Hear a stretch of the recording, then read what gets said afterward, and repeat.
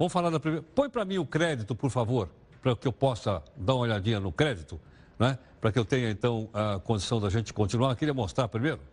Tá certo? Bom, nós vamos conversar, já está aqui gentilmente conosco, né? O professor Adilson Sanches. Adilson Sanches é professor de Direito Previdenciário, da Associação dos Advogados de São Paulo. Professor, obrigado pela gentileza. Queria pedir que, além de você vir aqui, peço que você fique de pé aqui conosco, por favor. Um instantinho aqui, olha. Pois não.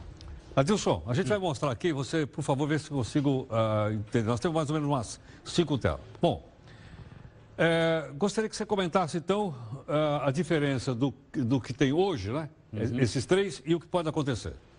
Vamos lá. A proposta vai acabar com o fator previdenciário, que é um redutor para a maioria das pessoas do valor do benefício. A proposta não mexe apenas com a criação de uma idade mínima, como também no valor do benefício, afastando o fator previdenciário e a conhecida fórmula 85-95. Isso aqui tudo vai acabar? Tudo vai acabar. Que permitia uma aposentadoria com valores integrais, pelo menos pela média, né? Se faz uma média. Isso vai acabar. Vai passar a ser uma idade mínima que hoje não existe. Seria essa aqui ou não? 65 anos para homens e mulheres. Igual? Igual. Sabe como é, né? São realidades iguais, portanto, aposentadorias iguais, né? Eu acho que foi esse pensamento. Permitindo uma regra de transição para homens com mais de 50 anos e mulheres com mais de 45 anos, ou seja, terá que cumprir o chamado pedágio, um tempo adicional de trabalho, daquilo que falta para ele se aposentar hoje. Então, se eu tenho 33 anos, só me aposento daqui a 2 anos com 35, eu não vou me aposentar com mais 2 anos de trabalho. Eu vou precisar de mais 50% dos 2, ou seja, mais 3 anos agora. Entendo. Mas talvez, Heródoto, o que pouco está se comentando é que se mexe com a fórmula, com o pagamento do benefício, com o cálculo do valor do benefício. Vamos ver se ele aparece aqui. Por favor, vira a tela para mim aqui para a gente ver mais uma sequência, então. Bom, ainda nesse tempo. Aqui é a carência, um tempo mínimo de contribuição, que hoje é de 15 anos, passa a ser de 25 anos. Então, se eu não contribuir pelo menos 15 hoje, eu não recebo nada da Previdência. Não consegue se aposentar. Tá. Isso. Vai passar a ser 25 anos. Isso não é assim tão gritante se a gente considerar que eu preciso trabalhar pelo menos 35 anos se homem, 30 anos se mulher. Certo? Ok. Então, vamos mexer virar com o tempo mínimo de contribuição. Então, aqui, no telão. Vamos lá. Eu acho que não vai ter esse slide, porque pouco está se falando sobre isso. Sim. Uma alteração também profunda e socialmente discutível é a que mexeu com os trabalhadores rurais, que hoje se aposentam com 5 anos mais cedo do que os urbanos, né? Certo. Por idade, eles se aposentam 55 anos homens, 60 anos mulheres. Na verdade, está ao contrário. 60 anos homens e 55 mulheres, né? E agora vão ter que se aposentar também com a mesma idade, 65 anos. Ou seja, agora eles passam a fazer parte do sistema INSS como todo mundo? Isso, a ideia é justamente reunir todos os trabalhadores, inclusive o serviço público, num só sistema, numa só direção. Né? Então, essa por isso que ele teria que ter no mínimo 65 anos de idade? Isso, e 25 anos de contribuição. No mínimo. Igual o urbano, é a mesma reforma que se pretende. Essa questão que os trabalhadores rurais passam a contribuir, ela é falaciosa. Por quê? Porque, na verdade, eles contribuem. Eles contribuem? Né? Só que não no mesmo sistema, não na mesma situação. Hoje eles contribuem com o valor adquirido da comercialização do produto rural, se forem contribuintes que a gente chama de segurados especiais. Se forem empregados, eles vão contribuir conforme os urbanos. O que vai fazer agora? Vai fazer tudo uma única contribuição, tal qual o urbano. Todo mundo passa a ser igual? Todo mundo passa a ser igual. Não importa se trabalha no campo ou trabalha na cidade? Não importa, igualou. Trabalhadores urbanos e rurais e homens e mulheres. Tudo a mesma coisa. E o próximo passo, serviço público, federal, estadual e municipal e também Distrito Federal. Ok, vamos então fazer uma coisa só, essa é a ideia. Tá, didaticamente é importante, socialmente é duvidoso. Aí eu acho. Bom, então você falou que todo mundo ficaria igual. Então, o que quer dizer regime próprio? É o regime próprio por quê? É o regime específico do serviço público, é um regime próprio do serviço público. Tá. Né? Qual a principal diferença que vai igualar ao regime geral, ou seja, dos servidores da área privada, o INSS, que a gente chama de INSS. Eu diria para você, vai mexer com o quê? Vai mexer com a integralidade. O servidor público já não vai mais se aposentar com o valor integral dos seus vencimentos. Vai mexer com a paridade. O que é paridade? Hoje o servidor, hoje já não mais, mas enfim, ele se aposenta e continua recebendo os reajustes iguais aos que estão na ativa. Isso acaba. Acaba também? Acaba. Vai tudo para o mesmo Então, bolo. o servidor público é o seguinte, se o da ativa recebe 10% de aumento, ele também recebe 10%? Isso, exatamente. Hoje seria assim. Isso, não sabia. Assim. É assim, é a chamada paridade. Já acabou, na verdade já se mexeu com isso. Né? Tem as regras de transição, mas já se mexeu com isso. Agora é definitivo. Para todo mundo. Inclusive empurrando também o servidor municipal e estadual, que deve manter o mesmo sistema. Aliás, algo importante da proposta é que os estados e municípios também, obrigatoriamente, tenham um regime complementar, uma previdência privada. Sei. Né? Sob pena de responsabilidade. Entendo. Ou seja, está empurrando todo mundo, inclusive o serviço público, para a previdência privada. Esse é o Estado se despindo da sua função social, né, tornando sem grande valor a aposentadoria e fazendo com que todos migrem para a aposentadoria privada, para a previdência privada. Nós falamos então do servidor, dos trabalhadores rurais, trabalhadores urbanos, servidores públicos. Mostra então a próxima tela para a gente ver aqui, se tem mais uma contribuição aqui para a gente dar. E aí?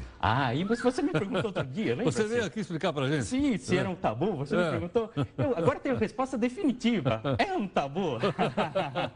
Não se mexeu, imagina. E com toda essa turbulência política, é melhor que não mexa mesmo. É melhor não mexer. É melhor não mexer. Né? Só a questão da pensão das filhas solteiras, né? Que há essa possibilidade de fazer essa extinção. Também acúmulo de pensões já não vai poder mais. Acúmulo de aposentadorias não vai ser possível no serviço público. Mas, na verdade, como eu disse outro dia, os militares não têm propriamente uma aposentadoria, é uma inatividade remunerada. Né? Entendo. Porque eles podem ser chamados a qualquer momento. Isso. Reengajados, é isso? Isso, exatamente. Então, na verdade, vai mexer com uma pequena fatia do que existe hoje, que é o caso das pensões. Entendo. Agora, onde é que está o grande nó de tudo isso aí? O grande nó é político, né? O grande nó é político, o grande nó é social, o Estado ignorando a sua função de proteção a todos nós, né? É o Estado de costas à sociedade civil, né? É o Estado fazendo com que aquele que comece a trabalhar mais cedo... Quem começa a trabalhar mais cedo, Heródoto? Bom, os mais pobres, eu acho. Os mais pobres, ele vai ter que trabalhar muito mais, porque ele só vai se aposentar aos 65. Então, está... Se ele começa com 16, é isso?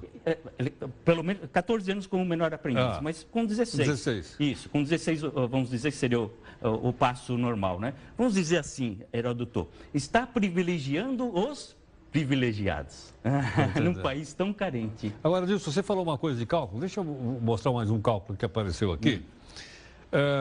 O que vai acontecer com o cálculo? Isso aqui é importante que eu queria destacar. Hoje, qual é o cálculo? O cálculo assim, é uma média aritmética simples de julho de 94 para cá, ou todo o período de contribuição. Reduz 20% dos menores valores, certo? Dessa média se aplica o fator previdenciário, não vai existir mais. Dessa média é 100% se for na fórmula 85-95, não vai existir mais. Como vai ser agora? Vai partir de 51%. Eu vou pegar essa média e vou aplicar 51%, mais 1% para cada ano de contribuição. Sei. Heródoto, significa dizer que eu só vou atingir 100% se tiver pelo menos 49 anos de contribuição e 65 de idade. Então muda a tela para mim aqui, para ver se fica um pouco mais claro para mim. Então para eu receber 100% do salário, eu vou ter que pagar o INSS por 49 anos. 49 anos. E preciso ter pelo menos 65 anos de idade. E no mínimo 65. Isso. Para isso aqui acontecer, eu tenho que começar a trabalhar? Porque a legislação não permite que eu comece antes. Na verdade, pode ser com 14 anos na condição de aprendiz. De aprendiz. Isso. Mas eu digo... O normal, 16 anos. 16 anos. Isso. Então, eu começo a trabalhar aos 16, contribuo 49, tenho 65 de idade, aí vou receber 100%. Isso, com uma expectativa de vida divulgada agora de 75 anos e 3 meses. Para receber 8 anos de aposentadoria. 8 anos de aposentadoria? Porque se a expectativa é 75 anos... Entendo.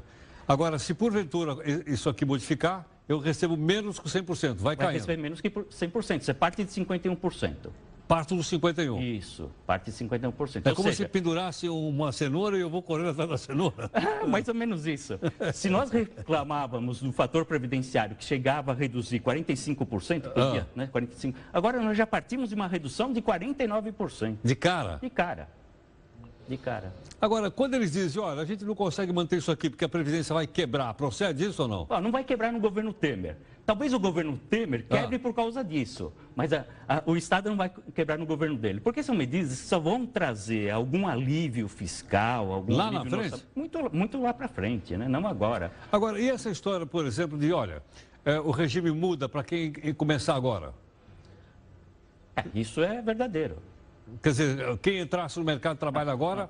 Isso também é algo já pacífico, o Supremo já se manifestou. Não existe direito adquirido a regime de previdência social. Então, mesmo que eu já comecei a trabalhar no regime anterior, antes dessas reformas, da própria emenda número 20, que foi uma grande reforma no governo Fernando Henrique, etc., eu não tenho direito adquirido a manter o mesmo padrão da data que eu ingressei,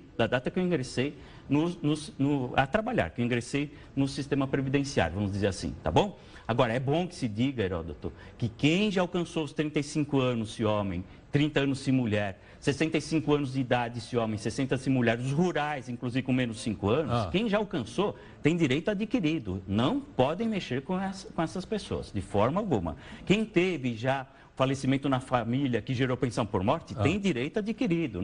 Esse não mexe. Não pode. Espero que não mexa, né? Pelo que eu estou vendo, lógico, eles estão com vontade de mexer em tudo, até no céu, né? Mas espero que não mexa. Né? Sei, não pode mexer Se mexer, temos bons advogados, Heródoto. Claro, obviamente, então tem esse direito adquirido. Agora, uma pessoa, por exemplo, que é aposentada e morre o cônjuge, ela recebe a pensão do cônjuge, ela pode acumular a aposentadoria e a pensão junto ou não? Agora a ideia é não acumular mais pensão com nenhum outro benefício. Frente? Isso. E tem outro detalhe, não sei se você fez também o slide, Heródoto. Existe um benefício assistencial, um benefício para quem está abaixo da linha de miséria, né? De pobreza. Que é um salário. Que é um salário. Né? Agora, esse benefício também não estará vinculado ao salário mínimo e a idade, que hoje é de 65 para receber, passa a ser de 70 anos de idade. E por que isso? Porque se eu posso me aposentar com 65, não faz sentido que eu tenha direito a um benefício aos mesmos 65 anos sem ter contribuído. Sei. Então teve que mexer também com essa camada da população. Mas essa camada não deveria estar numa outra conta que não essa? Deveria estar. Com um tratamento específico, uma outra conta, que é uma outra conta da Seguridade Social. Isso. Uma pessoa que está desamparada. Sim, sem dúvida. Heródoto, o fato é o seguinte, curto e grosso, se o país estivesse numa economia estável, nada disso estaria presente.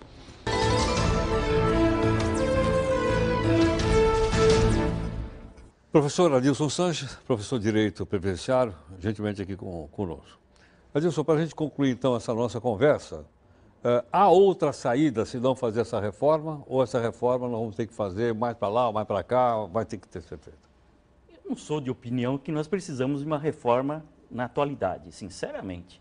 Talvez alguns aspectos pontuais, a pensão por morte, a questão do acidentado, deficiente físico, talvez alguns aspectos pontuais. Mas eu vejo que a reforma, na verdade, tem uma única pretensão. É a retirada, é um retrocesso, retirada de direitos, né? É um retrocesso. Vai tornar a vida do brasileiro, que já é tão cáustica, pior ainda. Não é verdade? Já não se tem empregos e vai empurrar essa população aos 65 anos de idade. Já não se tem emprego para os quarentões, não é verdade? Né? Com baixa renda, mulheres ganhando muito mal, elas vão se aposentar aos 65.